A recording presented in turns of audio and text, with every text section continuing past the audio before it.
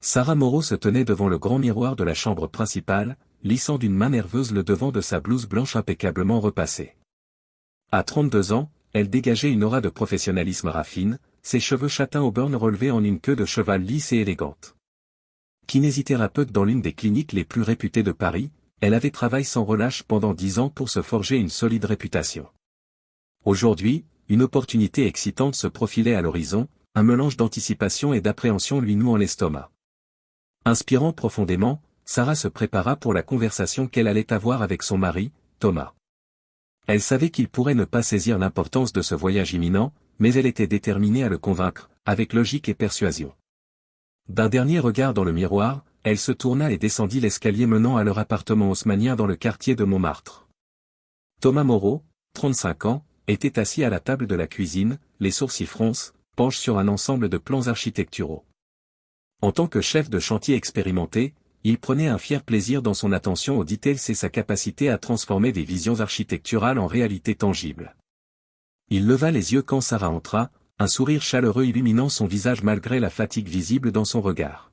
« Salut, ma chérie », la salua-t-il en repoussant les papiers.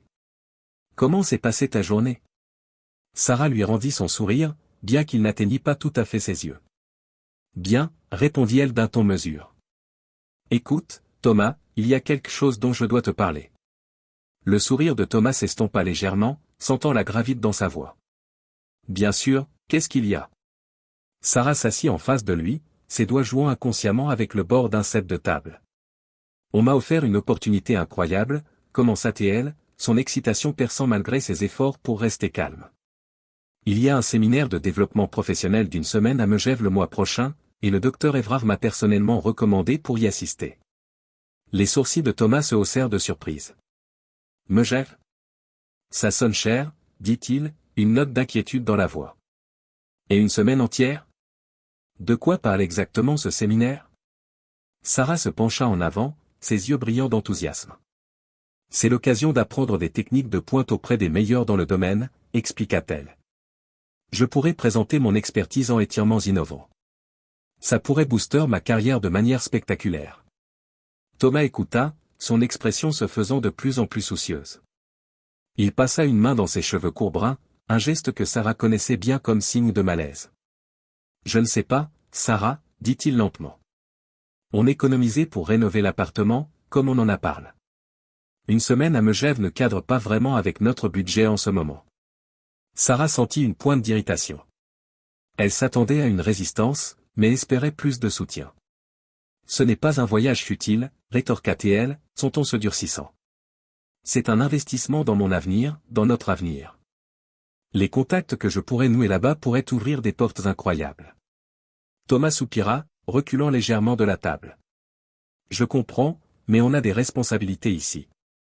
L'appartement a besoin de travaux, et on planifie ses rénovations depuis des mois. Tu ne pourrais pas assister à un congrès local à la place ? » Sarah se leva brusquement, sa chaise raclant contre le carrelage. « Tu ne comprends pas, n'est-ce pas » lança-t-elle, la frustration montant. « Ce n'est pas n'importe quel congrès, c'est une opportunité exclusive.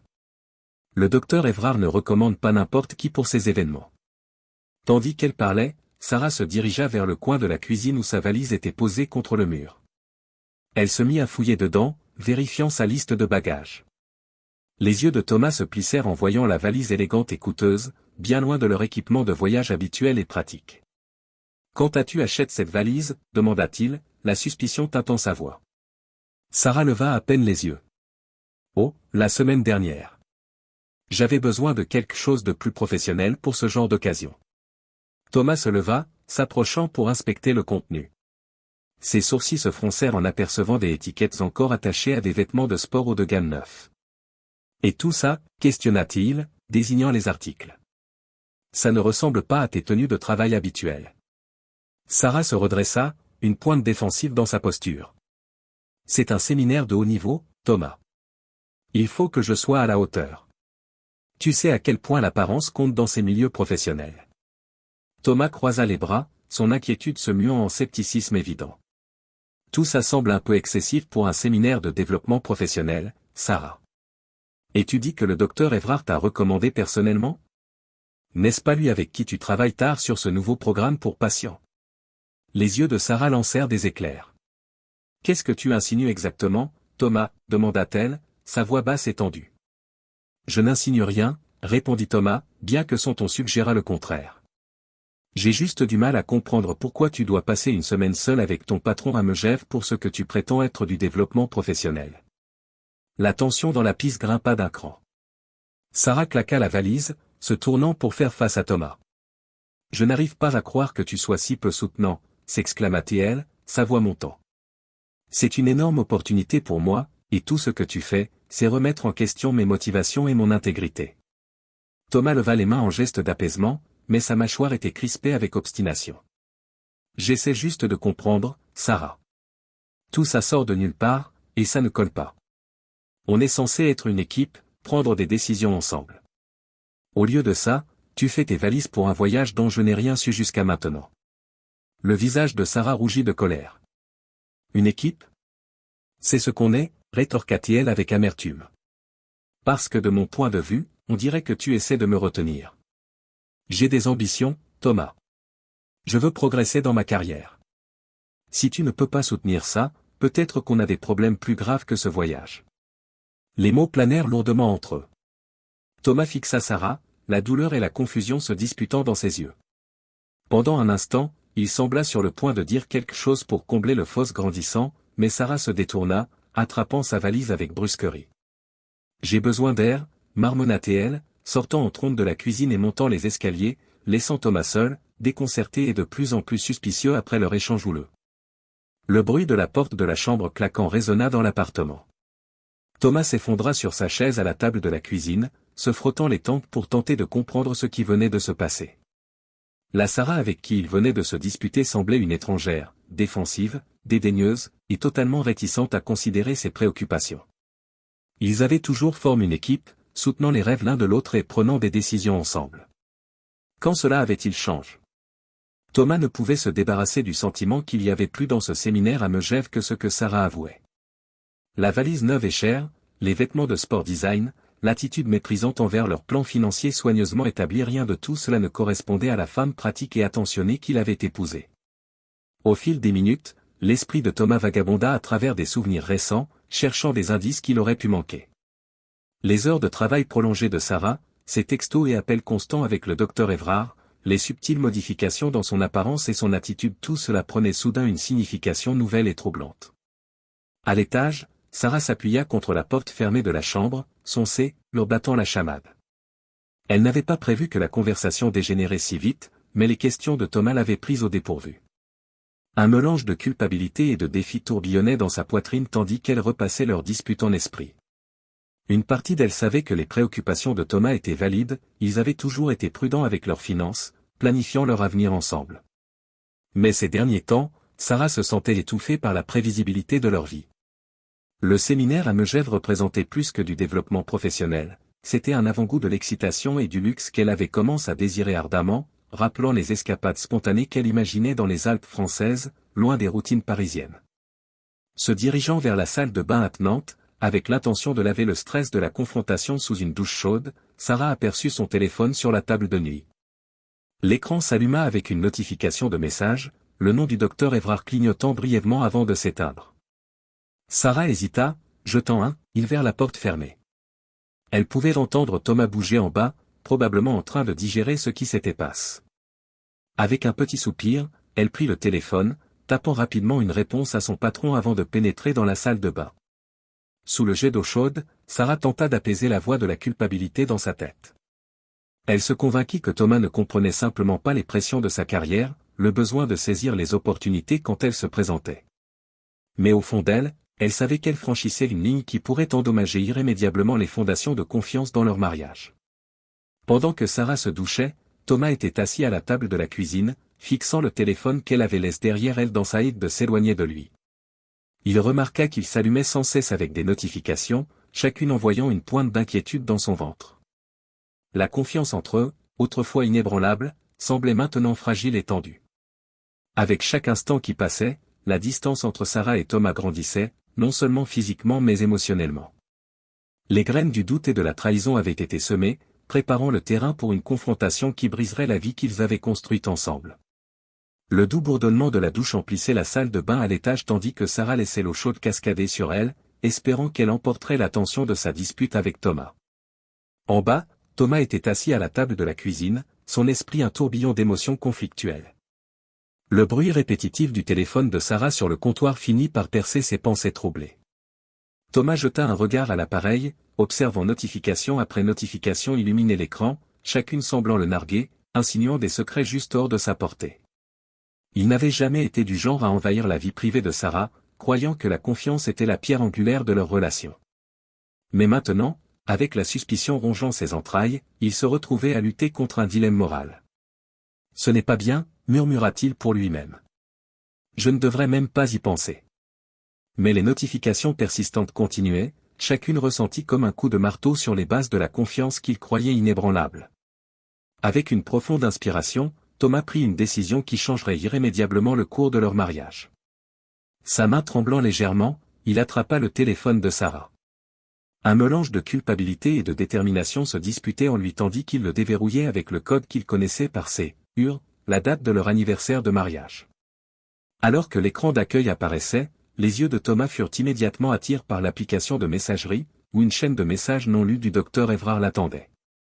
Soncé, le battant dans ses oreilles, Thomas tapa sur la conversation, se disant qu'il ne regarderait que les messages les plus récents, juste assez pour apaiser ses craintes. Ce qu'il vit à la place fit geler son sang dans ses veines. L'écran se remplit d'une série d'échanges intimes entre Sarah et le docteur Evrard, détaillant non seulement leur liaison en cours mais aussi leur plan pour le voyage imminent à Megève. La vision de Thomas se brouilla tandis qu'il lisait message après message, chacun enfonçant la douloureuse réalité de la trahison de sa femme.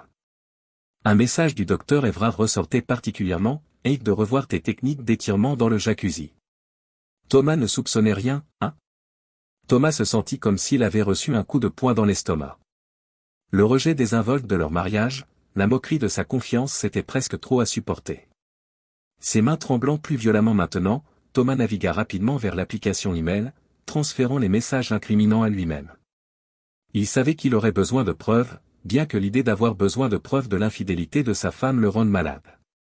Juste au moment où Thomas finit d'envoyer l'email, il entendit la douche s'arrêter à l'étage. La panique surgit en lui tandis qu'il réalisait que Sarah pourrait descendre à tout moment. Rapidement, il reposa le téléphone où il l'avait trouvé, essayant de le disposer exactement comme il était. L'esprit de Thomas tourbillonnait tandis qu'il entendait Sarah bouger à l'étage. Comment devrait-il la confronter? Une partie de lui voulait exploser de colère, exiger des explications immédiates, mais une autre partie, celle qui s'accrochait encore à l'espoir qu'il y ait une explication, une façon de sauver ce qu'ils avaient, l'incitait à la prudence. Prenant une profonde inspiration, Thomas opta pour une approche calme. Il donnerait à Sarah une chance, une opportunité de se confesser et d'expliquer. C'était plus qu'elle ne méritait, pensa-t-il avec amertume, mais il avait besoin de savoir s'il restait une once de la femme qu'il avait épousée en elle. Sarah descendit les escaliers, ses cheveux humides de la douche, vêtus de vêtements frais. Elle s'arrêta au bas, remarquant le regard intense de Thomas fixe sur elle. Quelque chose dans son expression la fit hésiter, un éclair d'inquiétude traversant son visage.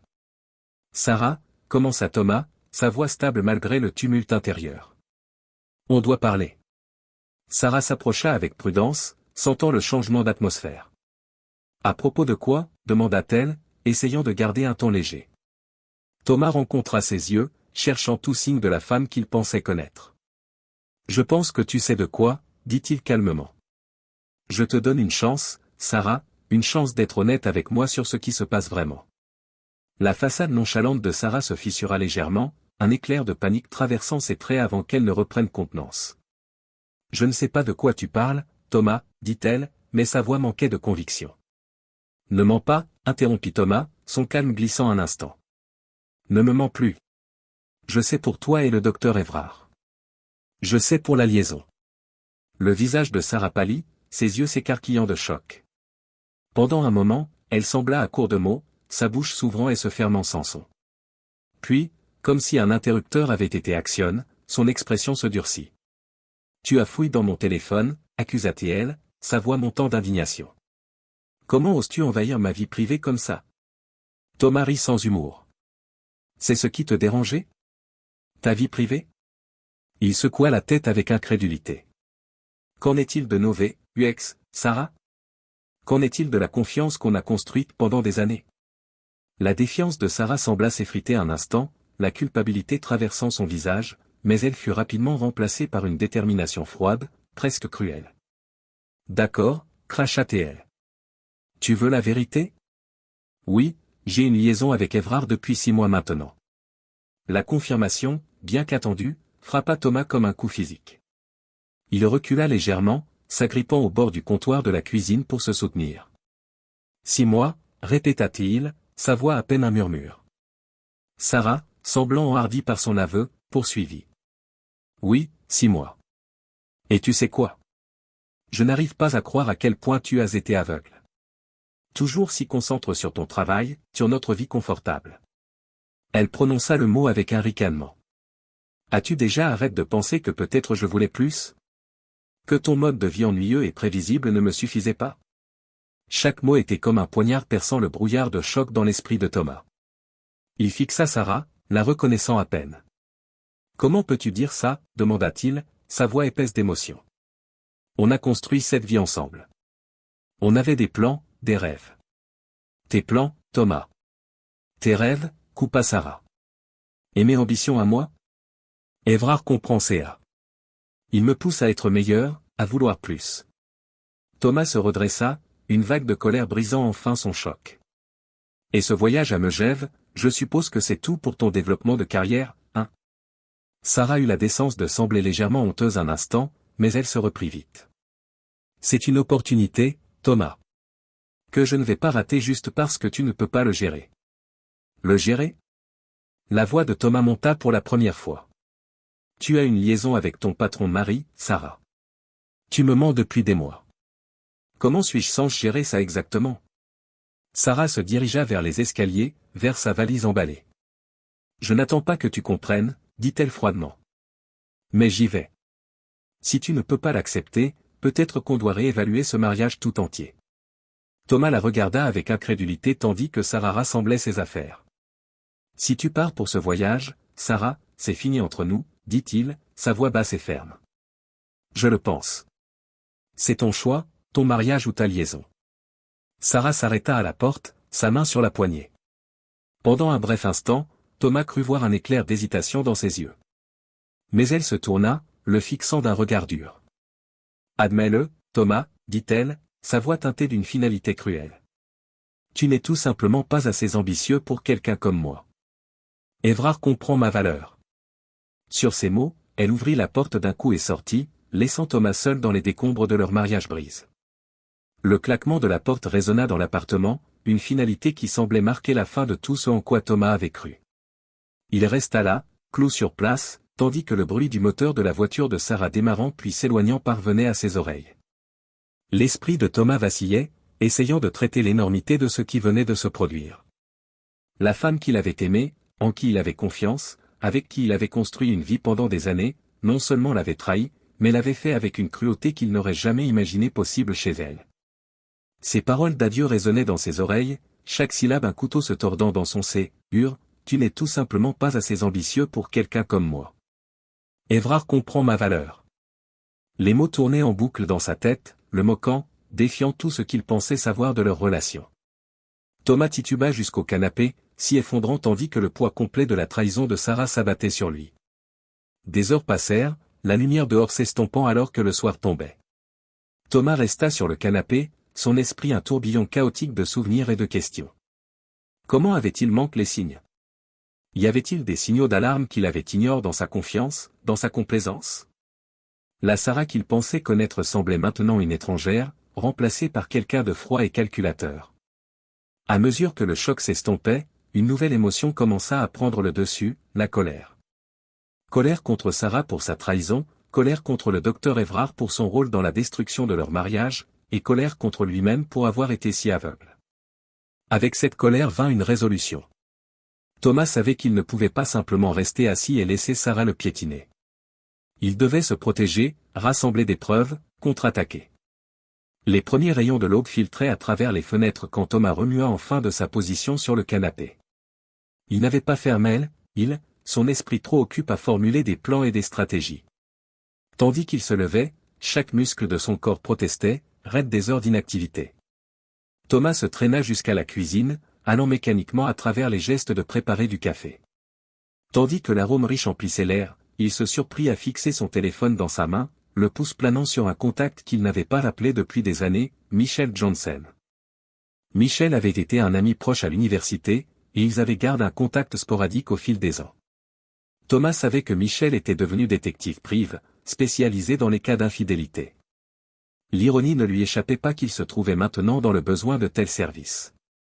Avec une profonde inspiration, Thomas appuya sur le bouton d'appel. Le téléphone sonna plusieurs fois avant qu'une voix ensommeillée ne réponde. « Allô ? Michel, c'est Thomas Moreau. J'ai besoin de ton aide. » Il y eut une pause à l'autre bout de la ligne, puis la voix de Michel revint, plus alerte. « Thomas ? Ça fait une éternité, mec. Qu'est-ce qui se passe ?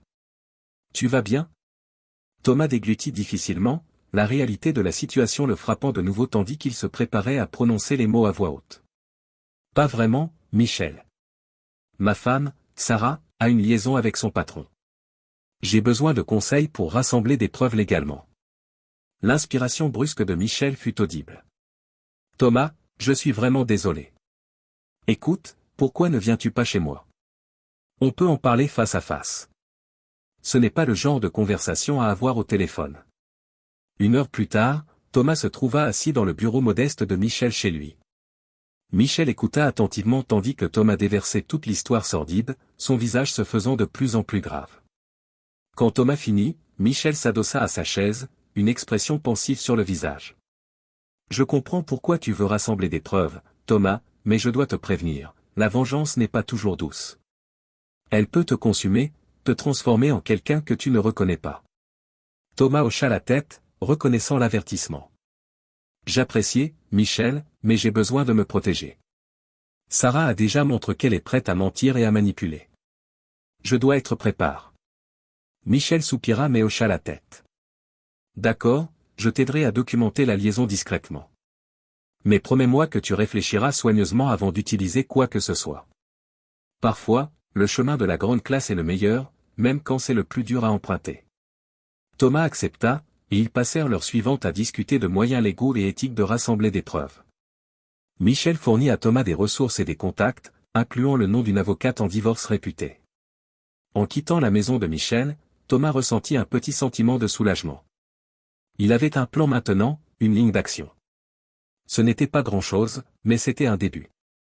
La prochaine étape de Thomas fut le bureau de Sandrine Patel, l'avocate en divorce que Michel avait recommandée. La consultation fut une expérience sobring, tandis que Sandrine exposait les réalités des procédures de divorce, surtout dans les cas impliquant l'infidélité. « Les preuves sont cruciales, » souligna Sandrine, son ton professionnel mais empathique. « Surtout s'il y a des questions d'irrégularité financière. Avez-vous examiné vos finances communes récemment ? » Thomas secoua la tête, réalisant qu'il avait été si concentré sur la trahison émotionnelle qu'il n'avait même pas considéré les implications financières. Les mots de Sandrine ravivèrent un souvenir, l'attitude dédaigneuse de Sarah envers leur budget lors de la discussion sur le voyage à Megève. Ce soir-là, Thomas se trouva à éplucher les relevés bancaires et les documents financiers. Ce qu'il découvrit fit geler son sang, il y avait des transferts réguliers de leur compte joint vers un compte d'épargne inconnu, des sommes qui ne correspondaient pas à leur budget convenu ou à leurs habitudes de dépenses. Creusant plus profondément, Thomas découvrit une piste de discrepancie financière qui menait à la clinique de kinésithérapie où travaillait Sarah. Il apparaissait qu'elle avait détourné de l'argent de la clinique, probablement pour financer sa liaison luxueuse avec le docteur Évrard. La découverte de la tromperie financière de Sarah ajouta une nouvelle couche de trahison à la douleur de Thomas. Ce n'était pas seulement leur mariage qu'elle avait violé, mais leur sécurité financière et son éthique professionnelle aussi. Dans un moment de colère froide, Thomas prit une décision. Il signala anonymement les irrégularités financières à l'administration fiscale française, déclenchant ce qu'il savait être un audit approfondi de la clinique. Une partie de lui se sentait coupable de potentiellement affecter des collègues innocents, mais la plus grande partie ressentait une satisfaction, les actions devaient avoir des conséquences. Au fil des jours, Thomas se trouva à lutter avec les manifestations physiques de son tumulte émotionnel. Il ne dormait pas bien, mangeait à peine, et se sentait constamment sur les nerfs. En se regardant dans le miroir un matin, il reconnut à peine l'homme hagard et négligé qui lui rendait son regard. Ce moment de réflexion sur soi-même le poussa à l'action. Il réalisa qu'il s'était laissé aller en se concentrant sur le travail et son mariage. S'il voulait sortir de ce cauchemar plus fort, il devait prendre soin de lui-même. Cet après-midi-là, Thomas s'inscrivit dans une salle de sport locale, non loin du Sacré-Cœur, où les Parisiens venaient souvent se défouler après une journée dans les rues animées. L'effort physique offrait un exutoire à sa colère et sa frustration refoulée. Tandis qu'il poussait son corps à ses limites, il ressentit un sentiment de contrôle sur son corps, sinon sur les circonstances chaotiques de sa vie. La salle de sport offrit aussi un bénéfice inattendu, l'interaction sociale. En devenant un habitu, il se mit à discuter avec d'autres membres, reconstruisant lentement les connexions sociales qu'il avait négligées pendant son mariage. Ces interactions décontractées lui rappelèrent qu'il y avait un monde au-delà de sa relation en ruine, des gens qui le voyaient comme plus que le mari de Sarah. Encouragé par cela, Thomas contacta de vieux amis qu'il avait perdus de vue au fil des ans. Beaucoup furent surpris d'entendre de lui, mais presque tous répondirent avec chaleur et préoccupation quand ils apprirent sa situation. Des invitations pour des apéros, des soirées-jeux et d'autres rassemblements sociaux commencèrent à remplir le calendrier auparavant vide de Thomas, évoquant les traditions françaises de convivialité autour d'un verre de vin ou d'un plateau de fromage. Tandis que Thomas gisait au lit cette nuit-là, épuisé de son entraînement mais plus clair d'esprit qu'il ne l'avait été depuis des jours, il réfléchit au tourbillon de changement. La douleur de la trahison de Sarah était toujours là, une douleur constante dans sa poitrine, mais à côté d'elle, il sentait autre chose grandir, une détermination non seulement à survivre à cette épreuve, mais à en émerger plus fort et plus sage. Les graines de la vengeance avaient été plantées, oui, mais aussi celles du renouveau et de la découverte de soi. Tandis que Thomas s'endormait, il se surprit, pour la première fois depuis la trahison de Sarah, à anticiper ce que le lendemain pourrait apporter. Le soleil matinal filtrait à travers les volets, projetant de longues ombres sur la chambre vide. Thomas Moreau s'assit au bord du lit, les yeux rougis d'une autre nuit sans sommeil. Cela faisait 3 jours que Sarah était partie pour son « séminaire de développement professionnel » à Megève, laissant derrière elle un mariage brisé et un mari déterminé à reprendre le contrôle de sa vie. L'esprit de Thomas tourbillonnait avec les événements des derniers jours, la confrontation, les mots cruels de Sarah, et les preuves accablantes de sa trahison. Il avait passé d'innombrables heures à rejouer chaque moment, cherchant des signes qu'il aurait pu manquer. Mais maintenant, tandis qu'il fixait la pile nette de documents financiers sur sa table de nuit, une nouvelle résolution se durcit en lui. Avec une profonde inspiration, Thomas attrapa les papiers. Il était temps d'agir. Au cours des heures suivantes, Thomas passa méticuleusement au crible leurs dossiers financiers. Il CREA des tableurs, traça des transactions, et découvrit un réseau de comptes cash que Sarah avait garde secret. Chaque découverte ressemblait à une trahison fraîche, mais Thomas se força à rester concentré et méthodique. Elle pensait vraiment que je ne trouverais pas ça, murmura-t-il pour lui-même, secouant la tête en découvrant un autre compte dissimule. L'étendue de la tromperie financière de Sarah était stupéfiante, bien au-delà de ce qu'il avait initialement soupçonné. Alors que le soleil commençait à se coucher, Thomas s'adossa à sa chaise, évaluant les fruits de son labeur. Il avait compilé un document exhaustif de leurs actifs, incluant les comptes que Sarah croyait cash. C'était un rappel à la réalité sobring, mais Thomas ressentit un petit sentiment de satisfaction. La connaissance, se rappela-t-il, était le pouvoir. Le lendemain matin, Thomas se trouva dans le salon, une petite boîte dans les mains. À l'intérieur se trouvaient plusieurs caméras cachées discrètes et légales. Il avait agonisé sur cette décision, pesant les implications morales contre le besoin de se protéger. À la fin, la praticité l'emporta. Avec une précision prudente, Thomas installa les caméras dans les zones communes de l'appartement. Il les positionna stratégiquement, s'assurant qu'elles captureraient toute admission incriminante sans envahir les espaces privés. Tandis qu'il travaillait, Thomas ne put s'empêcher de ressentir une pointe de tristesse. Comment leur relation avait-elle dégénéré à ce point? Une fois les caméras en place, Thomas tourna son attention vers sa tâche suivante. Il prit son téléphone, faisant défiler ses contacts jusqu'à trouver le numéro de Lise, une collègue de Sarah à la clinique de kinésithérapie.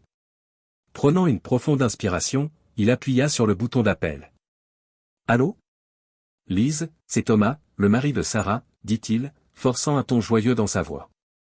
Je prépare une surprise pour Sarah, et j'espérais que tu pourrais m'aider. » Au cours des jours suivants, Thomas contacta plusieurs collègues de Sarah sous le prétexte de planifier une fête. Chaque conversation était une danse délicate d'interrogations décontractées et de sondages subtils. Lentement, un portrait du comportement de Sarah au travail émergea, et il était loin d'être flatteur.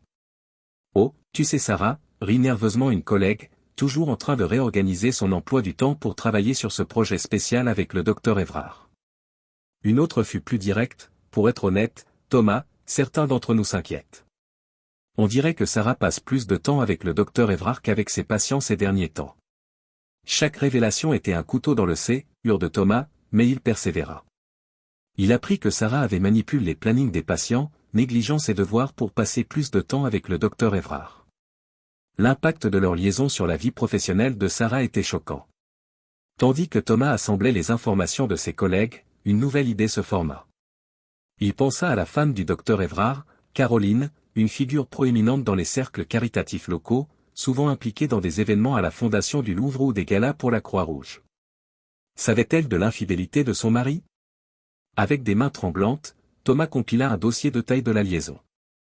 Il inclut des captures d'écran de messages textes, des dossiers financiers, et des témoignages des collègues de Sarah. Après avoir vérifié 3 fois que le paquet ne pouvait être tracé jusqu'à lui, Thomas l'envoya anonymement à Caroline. L'acte d'envoyer le dossier laissa Thomas en conflit. Une partie de lui se sentait coupable de potentiellement détruire un autre mariage, mais une plus grande partie estimait que Caroline méritait de savoir la vérité.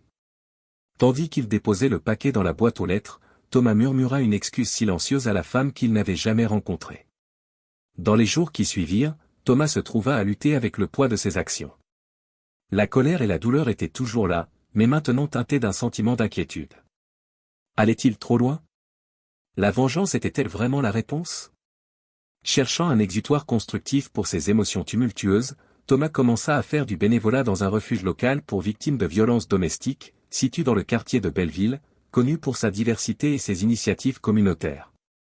La décision était en partie stratégique, cela aiderait à bâtir une réputation positive dans la communauté, mais tandis que Thomas passait plus de temps au refuge, il se trouva genuinement ému par les histoires qu'il entendait. Travailler avec des survivants d'abus donna à Thomas une nouvelle perspective sur sa propre situation. Bien que la trahison de Sarah soit douloureuse, il réalisa qu'il y avait des gens affrontant des circonstances bien plus graves. Cette réalisation ne diminua pas sa douleur, mais l'aida à la contextualiser. Tandis que Thomas s'immergeait dans le travail bénévole, il décida aussi de chercher de l'aide professionnelle. Il commença à voir une thérapeute, la docteure Rachel Chen, pour traiter ses émotions de manière saine. Leurs séances devinrent un espace sûr pour Thomas d'exprimer sa colère, sa douleur et sa confusion sans jugement. Ce que vous ressentez est normal, Thomas, l'assura la docteure Chen lors d'une séance particulièrement difficile. Mais il est important que vos actions viennent d'un lieu de préservation de soi, pas seulement de vengeance. Thomas hocha la tête, prenant ces mots assez durs. Il était déterminé à naviguer la situation avec autant de grâce et d'intégrité que possible, même si Sarah ne lui avait pas accordé la même courtoisie. Au fil des jours se transformant en semaines, Thomas sentit un changement en lui. La douleur de la trahison de Sarah était toujours là, une douleur constante dans sa poitrine, mais elle ne le consumait plus.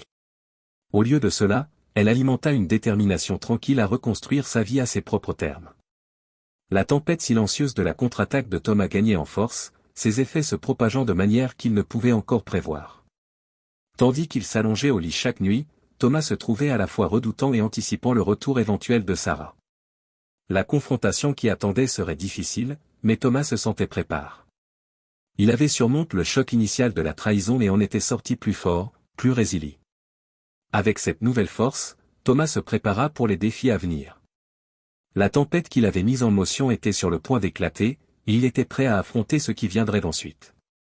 Pendant que Thomas avait méticuleusement construit son dossier et travaillé sur son amélioration personnelle, le monde professionnel de Sarah et du docteur Évrard s'effondrait autour d'eux. À la clinique de kinésithérapie, l'atmosphère était tendue. L'enquête de l'administration fiscale, déclenchée par le signalement anonyme de Thomas, battait son plein. Des auditeurs s'étaient installés dans une salle de conférence, leur présence jetant une ombre sur tout le bureau. Sarah, qui était revenue de son voyage à Megève en s'attendant à reprendre une routine normale, se trouva sous un examen intense. Les auditeurs avaient de nombreuses questions sur les discrepancies dans les dossiers financiers, et Sarah peinait à fournir des réponses satisfaisantes. Mademoiselle Moreau, demanda un auditeur au visage sévère, la regardant par-dessus ses lunettes, pouvez-vous expliquer ces transferts irréguliers du compte de la clinique? Sarah sentit une goutte de sueur perler sur son front. Je ne suis pas sûr, balbutia-t-elle. Ce n'est pas vraiment mon département. Peut-être devriez-vous demander à notre gestionnaire financier. Mais la gestionnaire financière avait ses propres questions pour Sarah, et au fil des jours, le réseau de tromperie que Sarah avait tissé commença à se défaire. Pendant ce temps, le docteur Évrard affrontait sa propre crise. Le dossier de taille que Thomas avait envoyé à Caroline avait touché sa cible, jetant la vie personnelle du docteur dans le chaos. Caroline, furieuse et le sait, leur brise, avait confronté son mari avec des preuves irréfutables de sa liaison. Les retombées furent immédiates et sévères. Caroline, utilisant ses connexions sociales, elle était active dans des cercles comme ceux de l'Opéra de Paris et des associations philanthropiques, commença à démanteler systématiquement l'image soigneusement cultivée du docteur Évrard. Des murmures de son infidélité se répandirent dans leurs cercles sociaux, et les invitations à des galas caritatifs et événements communautaires se tarirent soudainement. Au travail, le docteur Évrard se trouva coincé entre l'enquête fiscale et sa crise personnelle. Il commença à se distancier de Sarah, l'évitant dans les couloirs et communiquant seulement par email concis. Sarah, sentant le froid de son ancien amant, devint de plus en plus désespérée. Elle tenta de le coincer dans son bureau un après-midi. « Évrard, qu'est-ce qui se passe ?» demanda-t-elle, sa voix tendue d'anxiété. « Pourquoi m'évitais-tu » Le docteur Évrard évita son regard. « Ce n'est ni le moment ni le lieu, Sarah, murmura-t-il. On doit garder les choses professionnelles. » Professionnelles.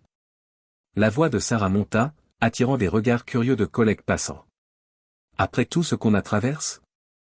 Le docteur Évrard la regarda enfin, son visage un masque de panique à peine contrôlé. Baisse la voix, siffla-t-il. Toute cette histoire a dégénéré. Caroline sait tout. Ma réputation est en lambeaux. Je ne peux pas, on ne peut pas. Ça doit s'arrêter.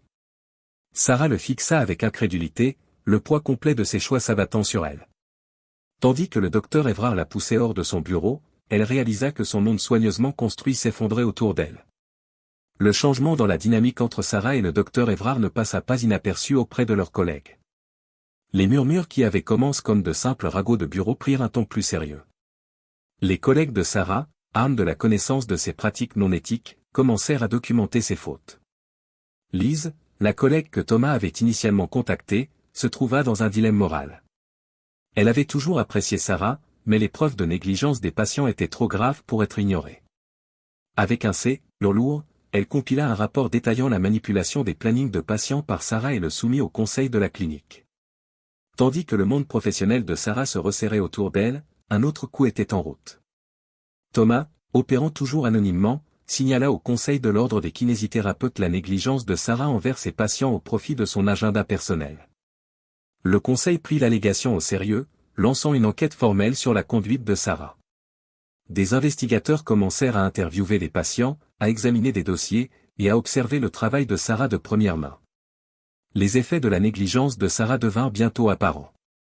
Des patients, certains fidèles à la clinique depuis des années, commencèrent à remarquer un déclin dans la qualité des soins. Les rendez-vous étaient expédiés, les traitements semblaient moins efficaces, et le comportement autrefois chaleureux de Sarah au chevet des patients était devenu froid et distrait. Une patiente de longue date, Madame Élise Roux, une retraitée qui aimait partager des anecdotes sur ses promenades le long de la Seine, finit par parler lors d'une séance particulièrement précipitée. « Sarah, ma chère, dit-elle, sa voix teintée d'inquiétude, tout va bien.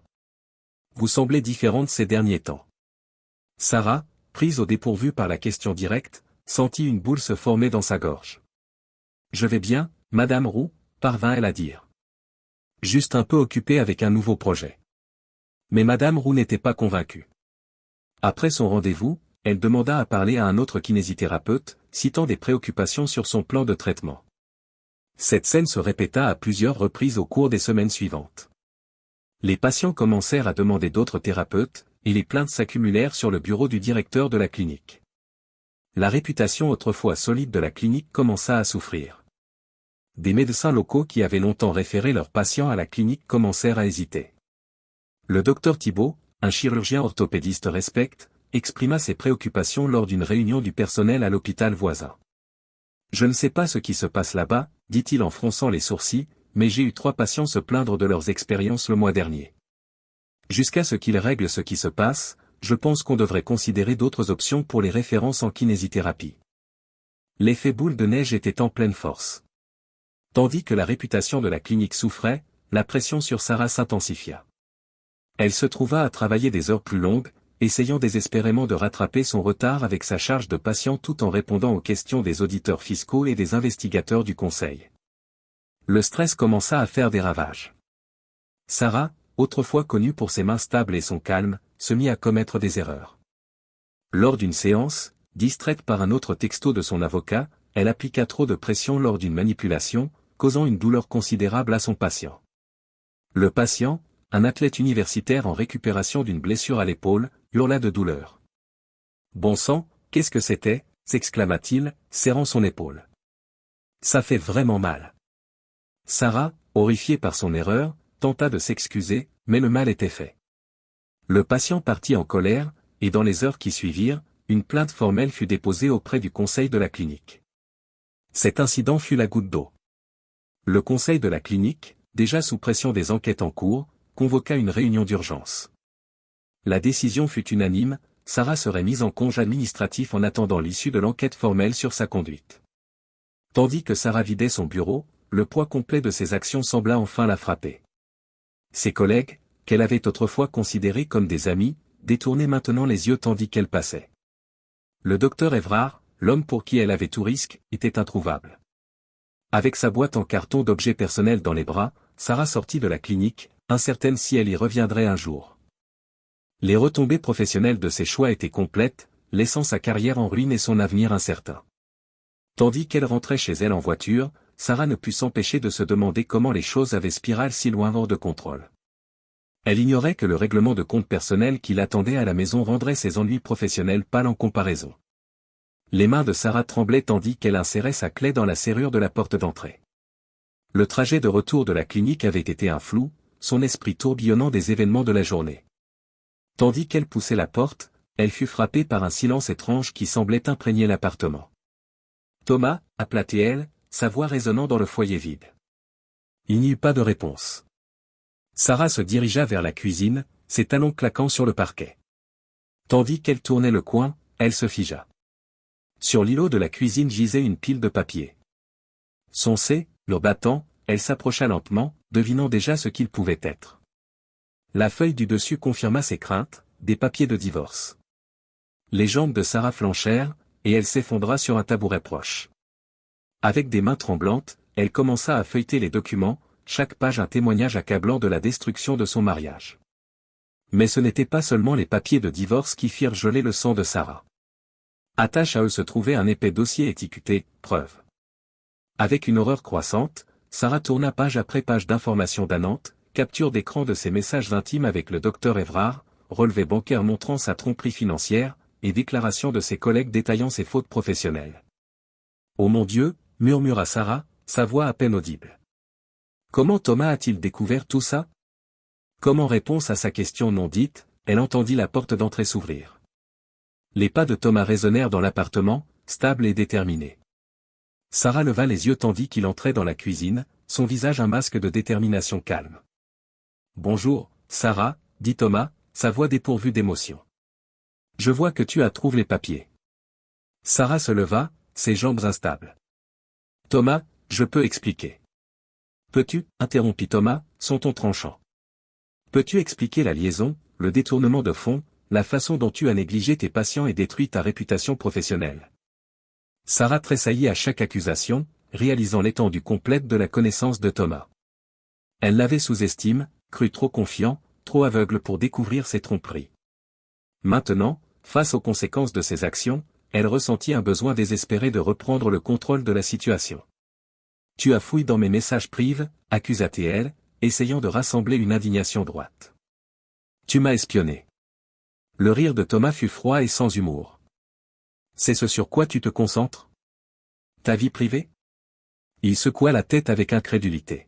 « Tu as perdu tout droit à la vie privée quand tu as décidé de me tromper et de voler à ton travail. » L'esprit de Sarah tourbillonna, cherchant une issue. Elle pensa au premier jour de leur mariage, l'amour qu'ils avaient partagé peut-être si elle appelait à ses souvenirs. « Thomas, s'il te plaît, dit-elle, adoucissant sa voix. On peut arranger CA. J'ai fait des erreurs, je le sais, mais on a traversé tant de choses ensemble. Ne jette pas notre mariage pour une indiscrétion. L'expression de Thomas se durcit. Une indiscrétion, Sarah?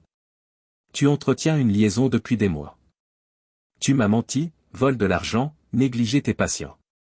Ce n'est pas une erreur, c'est une trahison systématique de tout ce qu'on a construit ensemble. Tandis que Thomas parlait, Sarah sentit son monde soigneusement construit s'effondrer autour d'elle.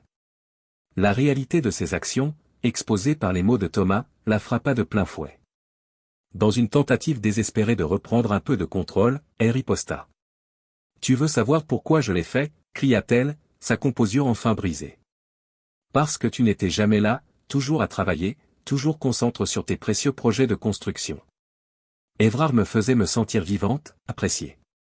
Il comprenait mon ambition. Thomas resta étrangement calme face à son éclat. « J'ai dormi dans la chambre d'amis pendant des semaines, Sarah. L'as-tu seulement remarqué ?» Sarah cligna des yeux, prise au dépourvu par cette révélation. Elle ne l'avait pas remarqué. Elle avait été si absorbée par sa liaison, par l'excitation de sa vie secrète, qu'elle avait échoué à voir les changements dans sa propre maison. Je n'ai pas, balbutia-t-elle. Bien sûr que non, dit Thomas, sa voix teintée de tristesse. Tu étais trop occupé à détruire notre mariage et ta carrière pour remarquer quoi que ce soit au-delà de tes propres désirs égoïstes. Quelque chose dans le ton de Thomas, le mélange de déception et de résolution déclencha une vague de rage chez Sarah. Tout le stress, la peur et la frustration des dernières semaines s'abattirent sur elle d'un coup. « Tu te crois si parfait, hein » cracha-t-elle, sa voix montant à un ton strident. « Eh bien, laisse-moi te dire quelque chose, Thomas. Je ne regrette pas un seul moment avec Évrard. Il m'adonne ce que tu ne pouvais pas, de l'excitation, de la passion, de l'ambition. » Dès que les mots quittèrent sa bouche, Sarah sut qu'elle avait commis une terrible erreur. Elle vit un éclair de douleur dans les yeux de Thomas, rapidement remplacé par une détermination froide. « Merci pour ton honnêteté, Sarah, » dit Thomas calmement, fouillant dans sa poche et en sortant une petite télécommande. « Je pense que ça couvre tout ce dont on a besoin. » Avec un sentiment de naufrage, Sarah regarda Thomas appuyer sur un bouton de la télécommande. Une petite lumière rouge clignota à la vie sur ce qu'elle avait supposé être un détecteur de fumée dans le coin de la cuisine. « Tu m'as enregistré » haleta Sarah, la réalisation la frappant comme un coup physique. Thomas hocha la tête, son visage impassible. Des caméras cachaient l'égal dans les zones communes de l'appartement. J'espérais ne pas en avoir besoin, que tu serais honnête avec moi. Mais je suppose que les vieilles habitudes ont la vie dure pour toi, n'est-ce pas? L'esprit de Sarah tourbillonna, rejouant tout ce qu'elle avait dit depuis qu'elle était entrée dans l'appartement.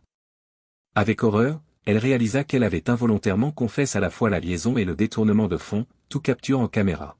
« Tu ne peux pas utiliser ça, » dit-elle faiblement, sachant même en parlant que c'était une protestation futile. « En fait, je peux, » répondit Thomas. « Mon avocate m'assure que c'est parfaitement admissible au tribunal. Ton petit éclat vient de rendre notre dossier encore plus solide. » Sarah sentit les derniers vestiges de contrôle lui échapper. Dans une tentative désespérée de regagner un peu d'avantage, elle attrapa son téléphone. « J'appelle Évrard » annonça-t-elle, ses doigts tremblants tandis qu'elle faisait défiler ses contacts. « Il saura quoi faire. Il me soutiendra. » Thomas observa silencieusement tandis que Sarah portait le téléphone à son oreille. L'appel alla directement sur la messagerie vocale. Fronçant les sourcils, Sarah essaya à nouveau, avec le même résultat. « Il est probablement en réunion » murmura-t-elle, plus pour elle-même que pour Thomas. Elle ouvrit son application de messagerie, tapant rapidement une demande d'aide. Message non délivré, clignota sur l'écran. Non, murmura Sarah, la réalité de sa situation enfin s'imposant. Non, non, non. Il t'a bloqué, Sarah, dit Thomas calmement. Le docteur Évrard essaie de sauver sa propre peau. Il ne viendra pas à ton secours.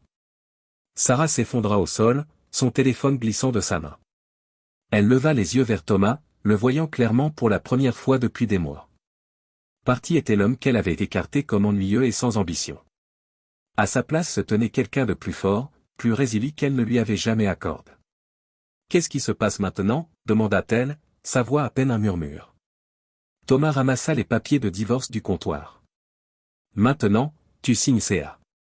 Mon avocate te contactera pour la division des actifs, bien que vu les preuves de ton détournement, je ne pense pas que tu sois en position de contester grand-chose. » Il se dirigea vers la porte, s'arrêtant pour ramasser une valise que Sarah n'avait pas remarquée auparavant.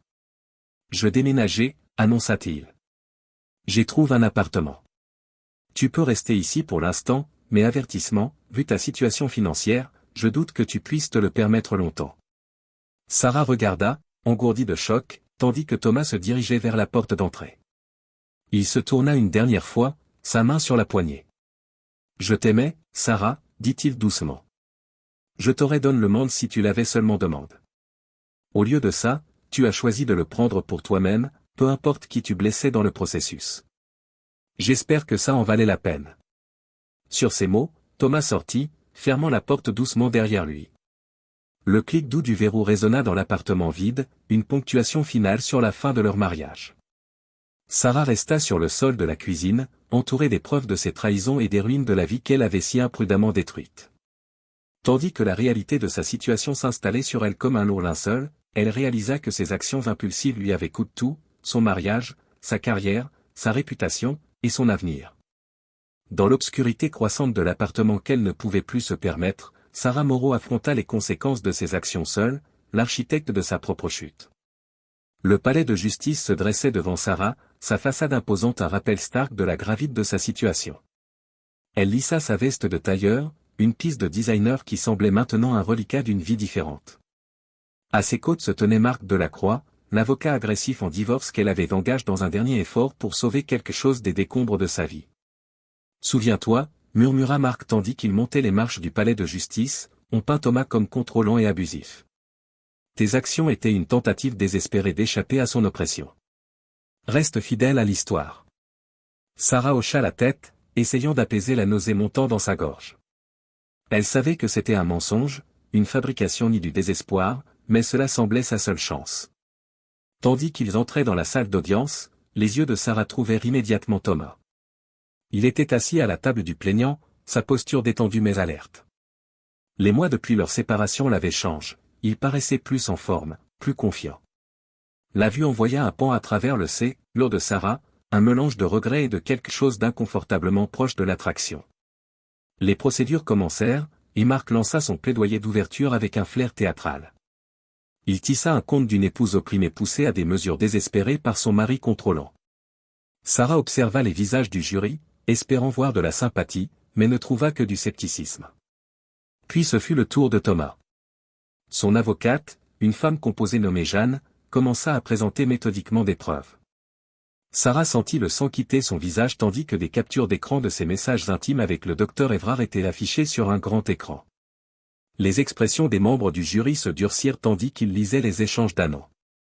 Mais ce fut le témoignage de Thomas qui brisa véritablement les espoirs de Sarah. Il monta à la barre avec un calme qui contrastait vivement avec l'agitation croissante de Sarah. Tandis qu'il parlait, sa voix stable et claire, Sarah réalisa à quel point il avait documenté méticuleusement sa trahison. « Monsieur Moreau, demanda Jeanne, pouvez-vous dire à la cour sur les discrepancies financières que vous avez découvertes ?» Thomas hocha la tête, son expression grave. « J'y trouve des transferts irréguliers de notre compte joint vers un compte d'épargne cash au nom de Sarah. Une enquête plus approfondie a révélé qu'elle détournait des fonds de la clinique de kinésithérapie où elle travaillait. » Un murmure parcourut la salle d'audience. Sarah sentit Marc se raidir à ses côtes. Cela ne faisait pas partie du récit qu'ils avaient préparé. Tandis que le procès progressait, un défilé de témoins monta à la barre, chacun enfonçant un autre clou dans le cercueil du dossier de Sarah. Ses collègues de la clinique témoignèrent de sa manipulation des plannings de patients et de sa négligence des devoirs. Des patients parlèrent d'une qualité de soins déclinante et de confiance trahie. Le cœur de Sarah chuta plus bas quand elle vit le docteur Évrard entrer dans la salle d'audience, sitôt à comparaître. Elle essaya d'attraper son regard, pour plaider silencieusement pour du soutien, mais il l'évita studieusement. À la barre, le témoignage du docteur Évrard fut une masterclass en autopréservation. Il minimisa leur relation, la caractérisant comme un lapsus momentané qu'il regrettait profondément. C'était une erreur, dit-il, ses yeux se posant sur l'endroit où sa femme Caroline était assise dans la galerie. Une qui a failli me coûter mon mariage et ma réputation. J'assume pleinement la responsabilité de mes actions et j'ai travaillé à reconstruire la confiance avec ma femme. Sarah se sentit comme si elle avait été giflée. L'homme pour qui elle avait tout risque la traitait maintenant comme une note de bas de page regrettable dans l'histoire de sa vie. Le coup final vint quand l'auditeur financier nommé par le tribunal présenta ses conclusions. L'étendue complète du détournement de Sarah fut exposée, les chiffres stark et damnants sur l'écran de la salle d'audience. Sarah entendit une inspiration brusque de la direction de Thomas et réalisa que même lui n'avait pas connu l'étendue complète de ses crimes financiers. Tandis que le procès approchait de sa conclusion, Sarah monta à la barre dans une dernière tentative désespérée de influencer le jury. Mais sous l'interrogatoire croishabile de Jeanne, son récit soigneusement construit s'effondra rapidement. Elle se trouva à trébucher sur des contradictions, son témoignage devenant de plus en plus erratique tandis qu'elle essayait de maintenir ses mensonges face à des preuves accablantes. La délibération du jury fut choquamment brève. Quand ils revinrent, la voix du président fut claire et sans équivoque tandis qu'il lisait le verdict. Le juge, son visage sévère, cita l'infidélité de Sarah, ses crimes financiers et ses tentatives de parjure tandis qu'il accordait à Thomas un règlement hautement favorable. De plus, continua le juge, sa voix tranchant à travers l'incrédulité hébétée de Sarah, Madame Moreau est par la présente ordonnée de rembourser tous les fonds détournés et de couvrir les frais légaux considérables de Monsieur Moreau. Le marteau tomba avec un son de finalité. Sarah s'assit, stupéfaite, tandis que les implications la submergeaient. Elle affrontait non seulement la perte de son mariage et de sa réputation, mais aussi la ruine financière. Tandis que la salle d'audience commençait à se vider, elle aperçut Thomas conférant calmement avec son avocate, son expression un mélange de soulagement et de tristesse persistante. Pendant un moment, leurs yeux se rencontrèrent à travers la salle. Sarah ne vit pas de triomphe dans le regard de Thomas, seulement une profonde lassitude. Puis il se détourna, sortant de la salle d'audience et réalisa Sarah avec un sombrant, de sa vie pour de bon. Les semaines suivant le procès furent un flou pour Sarah. Elle traversa ses jours dans un brouillard, remarquant à peine les murmures qui la suivaient partout où elle allait. Ce ne fut que lorsqu'elle s'arrêta à son café préféré un matin, un petit bistrot typique de Montmartre où elle aimait autrefois siroter un café noisette en observant les artistes de rue, que le poids complet de sa nouvelle réalité s'abattit sur elle. Tandis que Sarah poussait la porte, le bourdonnement habituel des conversations cessa abruptement. Tous les yeux se tournèrent vers elle, un mélange de curiosité, de jugement et de dédain à peine dissimulé. La barista, une jeune femme qui l'avait toujours saluée avec un sourire chaleureux, la regarda maintenant avec un professionnalisme froid. « Qu'est-ce que je vous sers ?» demanda-t-elle, son ton sec. Sarah marmonna sa commande, accueillie consciente des regards perçants dans son dos. Tandis qu'elle attendait son café, elle surprit des bribes de conversation chuchotées. « Tu crois qu'elle a le culot de se montrer ici ? J'ai entendu qu'elle a volé des milliers à la clinique. » Pauvre Thomas, il méritait mieux. Les joues brûlantes, Sarah attrapa son café et s'enfuit, la clochette au-dessus de la porte tintant moqueusement derrière elle. Tandis qu'elle se hâtait dans la rue, elle réalisa que les nouvelles de son divorce scandaleux s'étaient répandues dans leur quartier comme une traînée de poudre, et l'opinion publique s'était fermement tournée contre elle. Pendant ce temps, de l'autre côté de la ville, Thomas vivait une réception très différente. Il se tenait devant un groupe de bénévoles au refuge local pour victimes de violences domestiques, esquissant des plans pour un nouveau projet d'amélioration des systèmes de sécurité de l'installation. « Thomas, c'est incroyable », s'enthousiasma Maria, la directrice du refuge. « Ton expertise va faire une telle différence pour nos résidents. » Thomas sourit, une touche de couleur montant à ses joues à la louange. « Je suis juste heureux d'aider, » dit-il sincèrement. « Cet endroit fait un travail si important. » Tandis qu'il quittait le refuge plus tard cet après-midi-là, Thomas se surprit à réfléchir à combien sa vie avait changé ces derniers mois. Le bénévolat avait commencé comme un moyen de s'occuper et de reconstruire sa réputation, mais c'était devenu bien plus. Cela lui donnait un sentiment de but, une façon de canaliser sa douleur en quelque chose de positif. Le contraste entre les expériences de Thomas et Sarah dans la communauté ne pouvait être plus stark. Là où Sarah trouvait des portes fermées et des dos tournes, Thomas était accueilli à bras ouverts. Son dévouement au refuge lui avait valu une réputation de pilier de la communauté, quelqu'un qui avait affronté l'adversité avec grâce et en était sorti plus fort. Pour Sarah, l'humiliation publique était implacable. Elle affrontait des regards sales et des commentaires chuchotes partout où elle allait. D'anciens amis traversaient la rue pour l'éviter. Des patients qu'elle avait traités pendant des années refusaient maintenant de croiser son regard s'ils la croisaient sur le trottoir. Un incident particulièrement douloureux se produisit au supermarché local, où elle choisissait des produits frais, rappelant les marches animes de Paris qu'elle aimait autrefois. Sarah parcourait la section des fruits et légumes quand elle entendit une voix familière. Elle leva les yeux pour voir Caroline, la femme du docteur Évrard, engagée dans une conversation animée avec un groupe de femmes que Sarah avait autrefois considérées comme des amies. Tandis que Caroline remarqua Sarah, ses yeux se plissèrent. Elle fit un show de regarder Sarah de haut en bas avant de se tourner vers ses compagnes. Mesdames, dit-elle, sa voix portant clairement à travers l'allée, continuons cette discussion chez moi. L'air ici semble être devenu un peu vicié. Le groupe s'éloigna, plusieurs jetant des regards méprisants par-dessus leur épaule à Sarah. Le message de Caroline était clair, Sarah était maintenant persona non grata dans les cercles sociaux qu'elle avait autrefois fréquentes. Thomas, ignorant les luttes de Sarah, se concentrait sur la guérison et la croissance. Reconnaissant la valeur thérapeutique de son propre voyage, il décida de démarrer un groupe de soutien pour les personnes confrontées à l'infidélité. La première réunion se tint dans une salle de communauté, et Thomas fut surpris par l'affluence. Tandis qu'il regardait autour du cercle de visages, certains tachent de larmes, d'autres fixes avec détermination, Thomas ressentit une vague d'empathie. « Bienvenue à tous », commença-t-il, sa voix douce mais forte. « Je connais la douleur qui a amené chacun de vous ici ce soir, mais je sais aussi qu'il y a de l'espoir et de la guérison de l'autre côté de la trahison.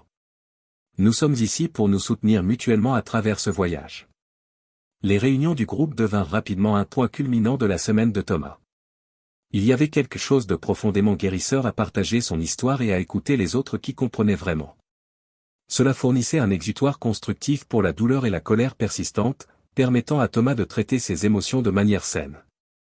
Sarah, désespérée de reconstruire son image brisée, tenta de rejoindre des organisations locales. Elle se porta volontaire pour la course annuelle de charité, seulement pour se faire dire que toutes les positions étaient remplies. Elle offrit d'aider avec le programme d'alphabétisation de la bibliothèque, mais fut informée qu'ils restructuraient leur système de bénévoles.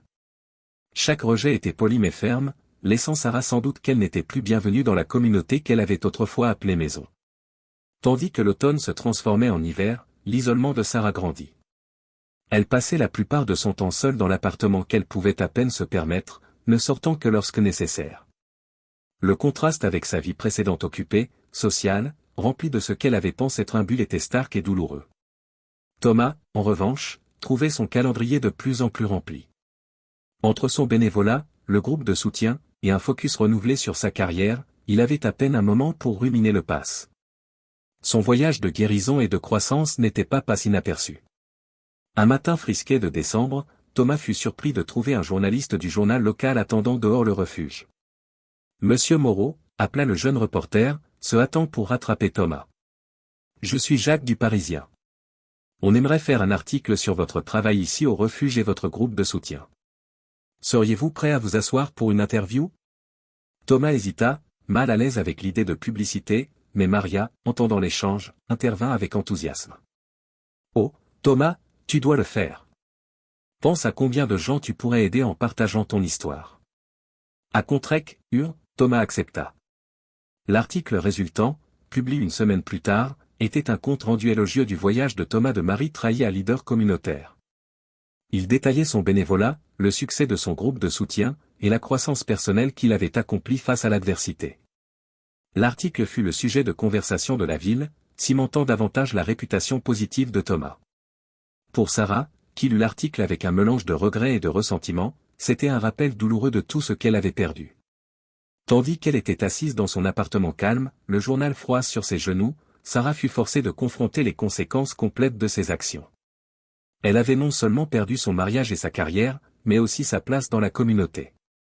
La vie qu'elle avait tenue pour acquise était partie, remplacée par l'isolement et le regret. Thomas, ignorant le tourment de Sarah, continua à avancer. L'article avait amené de nouveaux membres au groupe de soutien et augmente les dons au refuge. Tandis qu'ils se tenaient devant le groupe à leur prochaine réunion, Thomas ressentit un sentiment de paix qu'il n'avait pas expérimenté depuis des mois. Notre passe ne nous définit pas, dit-il aux visages attentifs devant lui. C'est comment nous choisissons d'avancer qui compte. Chacun de vous a la force de reconstruire, de retrouver le bonheur. Je suis la preuve vivante qu'il y a une vie après la trahison. Tandis que les mots de Thomas résonnaient dans la salle, Sarah était assise seule dans son salon assombri, le poids de ses choix pesant sur elle. Le contraste entre leurs deux chemins n'avait jamais été plus clair, et pour Sarah, la route devant semblait impossible longue et solitaire. Le vent glacial de janvier fouettait autour de Sarah tandis qu'elle se tenait sur le trottoir, fixant l'imposant bâtiment de bureau devant elle. À l'intérieur, elle savait que Thomas rencontrait son avocate pour finaliser les derniers details de leur divorce. Sarah se serra étroitement, autant pour le confort émotionnel que pour la chaleur. Les derniers mois avaient été une spirale descendante pour Sarah, sans emploi, sa réputation en lambeaux, et face à des factures légales montantes, elle avait enfin atteint son point de rupture. Aujourd'hui, avalant les derniers restes de sa fierté, elle était venue supplier Thomas pour de l'aide financière. Comme invoque par ses pensées, la porte du bâtiment s'ouvrit, et Thomas émergea. Il s'arrêta net en voyant Sarah, la surprise traversant son visage avant de se fixer en une expression neutre soigneusement. « Sarah, dit-il, son ton égal. Qu'est-ce que tu fais ici ?» Sarah prit une profonde inspiration, se préparant. « Thomas, j'ai besoin de te parler. S'il te plaît. » Thomas hésita un moment avant de hocher la tête. « D'accord. Il y a un café au coin. On peut parler là-bas. » La marche jusqu'au café fut silencieuse, la tension entre eux palpable. Une fois assis avec leur boisson, Sarah se trouva à lutter pour rencontrer les yeux de Thomas. « Thomas, commença-t-elle, sa voix à peine au-dessus d'un murmure. « J'ai besoin d'aide. Les factures légales, les restitutions, je n'arrive pas à suivre. Je sais que je n'ai aucun droit de demander, mais y a-t-il un moyen que tu puisses m'aider financièrement? Juste pour me remettre sur pied. » L'expression de Thomas resta impassible tandis qu'il écoutait. Quand Sarah finit, il fut silencieux un long moment, remuant son café distraitement. « Sarah, dit-il enfin, sa voix ferme mais pas méchante. Je suis désolé que tu luttes, mais je ne peux pas t'aider. Tes actions ont des conséquences, et celles-ci sont les tiennes à affronter. » Sarah sentit les larmes monter à ses yeux. « Mais Thomas, je ne sais pas quoi faire. Je ne trouve pas de travail. Je peux à peine me permettre de manger. » Thomas secoua la tête, la coupant doucement. « Sarah, tu as fait tes choix. Tu as choisi d'avoir une liaison, de détourner de l'argent, de mentir au tribunal. C'était tes décisions, et maintenant tu dois vivre avec les résultats. Ce n'est pas ma responsabilité de te protéger des conséquences de tes actions. » Tandis que la finalité des mots de Thomas s'imposait, Sarah sentit le dernier éclat d'espoir s'éteindre. Elle hocha la tête en silence, ne se faisant pas confiance pour parler. Thomas se leva, ramassant son manteau. « Je souhaite vraiment que tu trouves un moyen de renverser les choses, Sarah. Mais ça doit venir de toi, pas de moi ou de quiconque d'autre. » Sur ces mots, il sortit du café, laissant Sarah seule avec son café froid et le poids de ses choix. Les semaines suivantes passèrent en un flou pour Sarah. Elle traversa l'émotion de la vie quotidienne, postulant pour des emplois qu'elle savait ne pas obtenir, esquivant les appels des créanciers, et essayant d'ignorer la rumeur persistante que le Conseil de l'ordre des kinésithérapeutes approchait d'une décision sur son cas. C'était un après-midi sombre de mardi quand la lettre arriva. Les mains de Sarah tremblaient tandis qu'elle ouvrait l'enveloppe à l'apparence officielle, bien qu'elle sache déjà ce qu'elle dirait. Le Conseil avait conclu son enquête, la licence de kinésithérapeute de Sarah était révoquée de manière permanente. Tandis que la réalité de la situation s'abattait sur elle, Sarah s'effondra au sol, la lettre serrée dans ses mains tremblantes. C'était ça, le coup final à sa vie professionnelle. Sans sa licence, la carrière qu'elle avait passé des années à construire était partie pour toujours. De l'autre côté de la ville, Thomas était dans son bureau à l'entreprise de construction, examinant des plans pour son dernier projet, quand son téléphone vibra avec une alerte news. Le titre le fit s'arrêter, chef de chantier local choisi pour un projet caritatif majeur. Thomas cliqua sur l'article, ses yeux s'écarquillant tandis qu'il lisait. Il avait été choisi pour diriger un projet de construction significatif pour une organisation caritative bien connue dans une autre région de France. C'était une opportunité incroyable, une chance d'utiliser ses compétences pour faire une réelle différence à une échelle plus grande que jamais. Tandis que la nouvelle s'imposait, Thomas ressentit un mélange d'excitation et d'appréhension. C'était un nouveau chapitre, un nouveau départ loin des souvenirs douloureux de l'année passée. Mais cela signifiait aussi laisser derrière la communauté qu'il avait soutenue à travers ses moments les plus sombres. Au cours des semaines suivantes, Thomas se jeta dans les préparations pour le déménagement. Il transmit le leadership du groupe de soutien à un membre capable, s'assurant de son succès continu. Il dit au revoir au personnel du refuge, promettant de rester en contact et de continuer à soutenir leur travail de loin. Lors de son dernier jour en ville, Thomas décida de faire un dernier tour en voiture autour des rues familières.